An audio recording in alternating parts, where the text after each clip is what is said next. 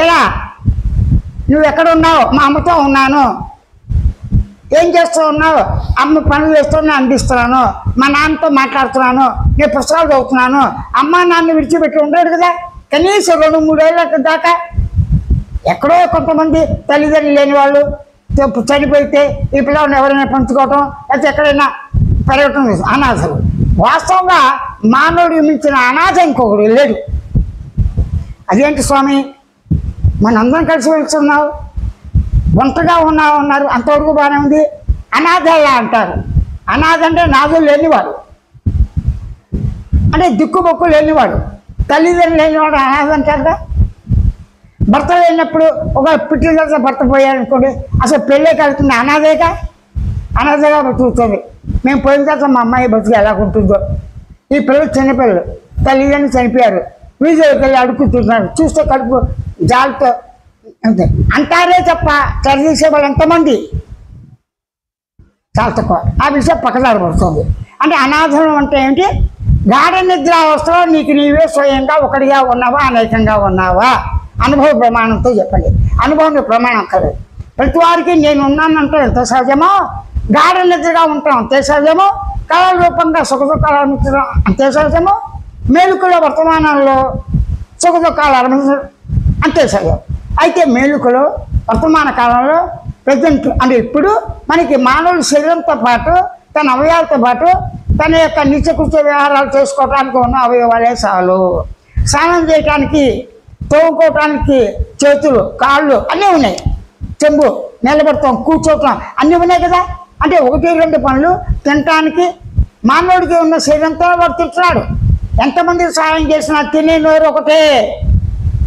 ఎంతమంది సహకారం ఉన్నా కూడా ఆ తిన్నదాన్ని కింద భాగంతో అది అంటే మర్మావేలతో అలా పోవటం, కాసుకు వెళ్ళిపోవటం సహజమే.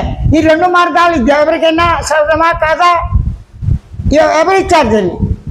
ఎవరు సృష్టించారు దీని? మూలం ఎలా వచ్చాడు?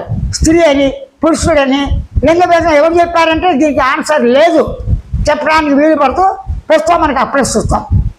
మానవుడు కాబట్టి అనుభవం నేను మానవుడిగానే ప్రవర్తిస్తున్నాను. స్వానుభవమే.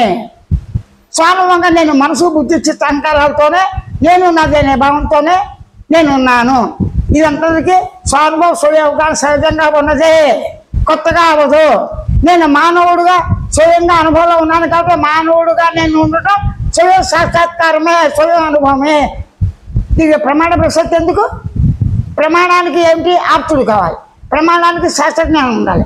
ప్రమాణానికి నీ మనసు, బుద్ధి నచ్చాలి, చెప్పేవాడు ఉండాలి. ఇన్ని ఉంటే కానీ ప్రమాణానికి కుదరదు. సూర్యుడు ఉన్నాడా లేడా? ఉన్నాడు. ప్రమాణం